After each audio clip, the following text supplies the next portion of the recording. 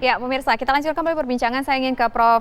Karim. Prof. Karim, tapi kalau berbicara soal saling puji, saling mensupport satu sama lain antara Pak Jokowi dengan Megawati, Ibu Megawati ini, karena mungkin ada rasa kekhawatiran dari PDIP, dari Megawati, karena akhir-akhir ini melihat tampaknya Pak Jokowi sudah mulai nyaman dengan Golkar. Misalnya saja nih kita catat ada Gibran yang mengunggah foto Pak Jokowi dan Airlangga, pihak dari Golkar. Apakah mungkin bisa jadi gara-gara keakraban ini ada rasa cemburu atau mungkin ada rasa insecure, Prof. Karim?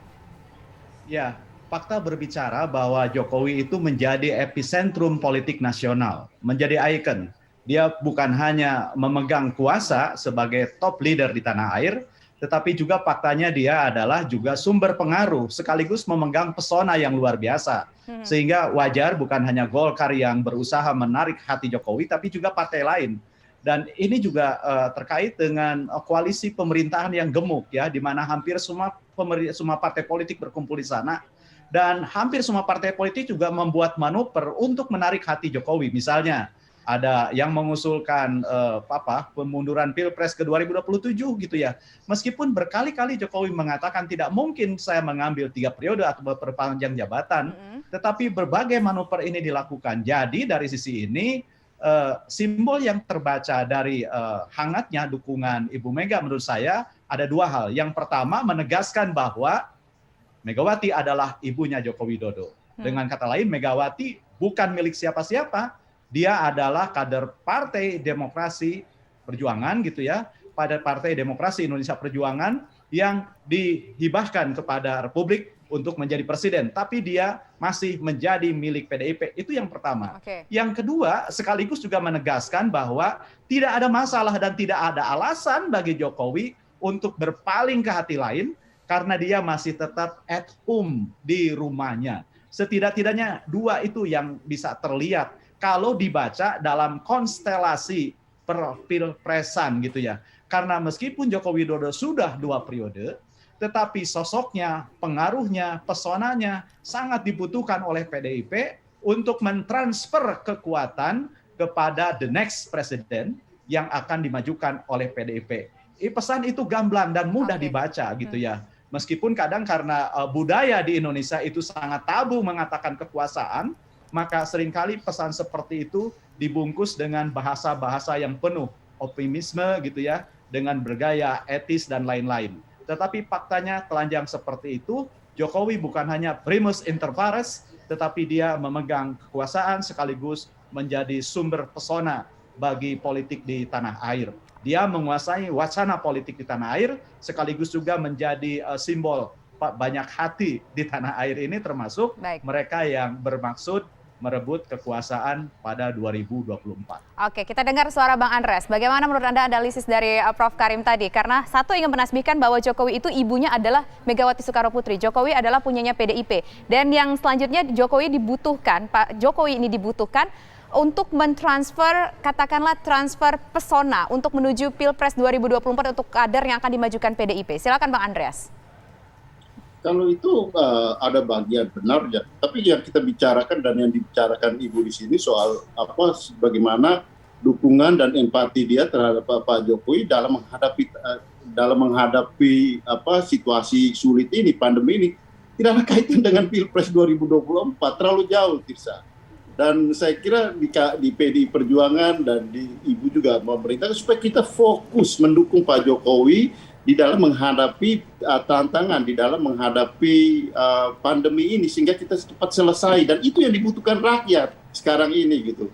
Ya, berbicara tentang Pilpres ya pasti akan terjadi pada tahun 2024 sesuai dengan agenda yang kita sudah tetapkan. Tetapi yang kita hadapi, tantangan yang ada di depan kita dan yang dibutuhkan oleh rakyat itu adalah menyelesaikan persoalan pandemi ini gitu, dan sehingga kita bisa hidup kembali lebih baik, lebih normal dari situasi sekarang. Dan itu yang ditunjukkan oleh Ibu. Kalau yang lain-lain itu interpretasi yang saya kira ya terlalu jauh untuk membuat interpretasi yang menurut saya tidak benar seperti itu. Oke, itu interpretasi dari Prof. Karim tadi ya, menganalisis seperti itu. Nanti kalau ada waktu saya ingin ke Prof. Karim lagi. Tapi begini, apakah ada rasa risih mungkin dari Bu Megawati ataupun dari PDIP ketika Pak Jokowi akrab dengan elit partai lain? Ya kalau Pak Jokowi akrab dengan elit partai lain itu harus dan wajar sebagai presiden. Dan kita senang, kita bangga bahwa presiden bisa menjadi simbol yang menyatukan. Justru PDI Perjuangan mendukung sepenuhnya. Karena memimpin itu tidak bisa memecah belah, tapi harus menyatukan.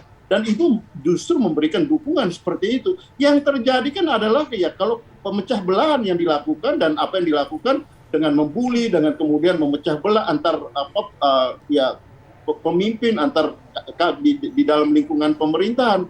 Nah, saya kira itu yang kita tidak kehendaki gitu.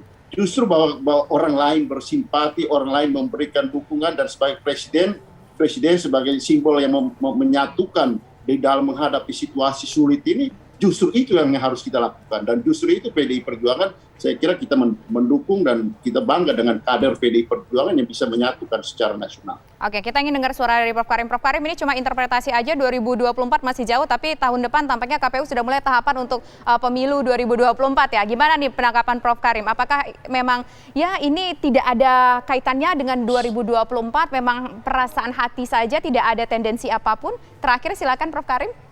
Ya, masih jauh dari sisi angka tapi dekat dari hati dan pikiran ya. Kalau betul kita fokus pada COVID saja, tidak mungkin muncul baliho COVID, tapi ada pesan-pesan Pilpres. Itu yang pertama. Yang kedua, saya tidak membantah Bang Andre, tetapi pembacaan saya seperti itu. Karena apa? Karena kita sepakat bahwa harus fokus, bahkan lebih dari fokus. Presiden harus mengambil tindakan pragmatik yang human-centric, radically driven for humans gitu ya. Harus berani. Dan kita tidak bisa bicara perfeksionisme di dalam menghadapi krisis. Justru kebijakan yang pragmatis, bahkan mungkin dalam budaya business as usual, kebijakannya harus benar-benar one man show untuk mengatasi persoalan ini.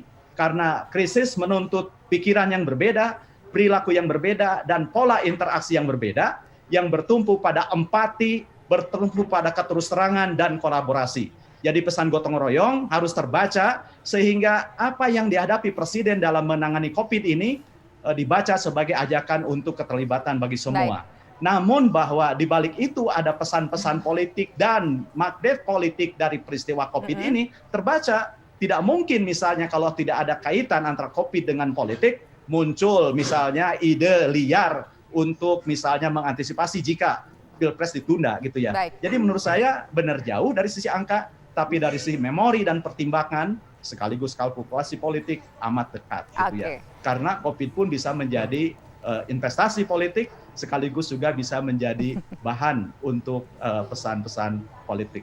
Oke, baik. Terima kasih Prof. Karim. Statement dari Prof. Karim tadi memang jauh dari angka tapi masih dekat tentunya di hati dan pikiran. Dan biarkan saja pemirsa yang menilai. Baik, terima kasih sekali lagi Bang Andreas. Terima kasih juga Prof. Karim atas waktunya sudah bersedia berbincang bersama kami di program Kabar Petang Pilihan. Selamat malam, semoga sehat selalu semuanya. Dan pemirsa, Kabar Petang Pilihan masih akan kembali usai jeda berikut. Tetaplah bersama kami.